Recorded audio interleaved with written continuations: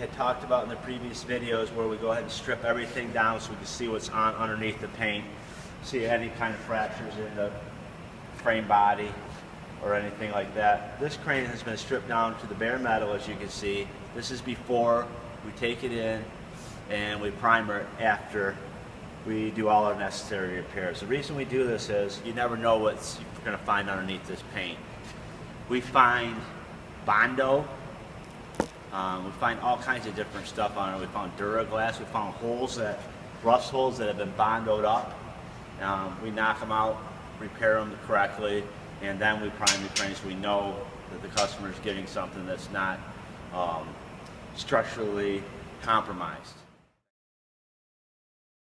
Metal, so we kill all the rust on it. Then we paint it with a two-part epoxy primer here. What this ends up doing is sealing in the metal so the rust doesn't come through and push the new paint off. A lot of companies just go ahead and what they call squirt the crane. They just go ahead and they knock the high spots out or the really rusty spots off it, then they just go ahead and paint over it. Within 6 months, all the new paint's pushing off the crane because the rust is growing underneath the crane, causing all kinds of problems. The crane looks terrible. Alright, this is the third part of our video here on our paint jobs on our cranes. Why am I telling you all about our paint jobs and what does it matter to you? Well, in the first part we talked about stripping the crane down to the bare metal to check it for cracks, fractures, rust holes, Bondo and all that stuff. After all that stuff's fixed, we went ahead and we primed it. Remember we talked about the reason we primed it, we acid wash it to kill all the rust. Then we epoxy primer with two-part epoxy to seal the metal. Then after that, we put our top coat on of paint here. So now the metal is sealed up. You can see that it's smooth and it's adhered really well. Why do we do all this? Why do we take all these steps to paint our cranes? Why don't we just run a DA over them like most other companies do and take them in the boots and squirt them yellow?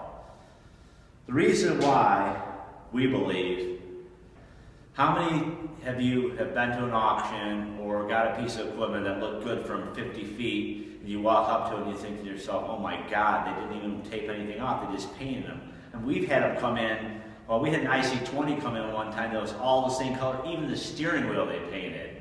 I mean, talk about lazy. So our cranes look good from 50 feet or they look good when you're standing right next to them when they're done, and you're not going to have to worry about when you drop something on the deck, you get paint shearing when the paint isn't adhered right. Paint shearing is what it's called, is you drop something, like say a sharp edge on it, right, on paint, and the actual paint will break off and come off in a sheet, and underneath it'll be rust and everything. We've seen that happen too. With our paint jobs, we've had cranes in the field now for 3 and 4 years, and I'm not saying they don't get scratched up, they do get scratched all up, but they're not all rusting out, the paint's not pushing off them.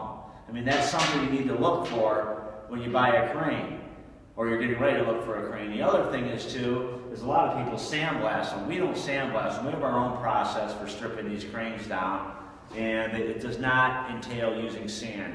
Sand blasting a crane is one of the biggest mistakes you can do.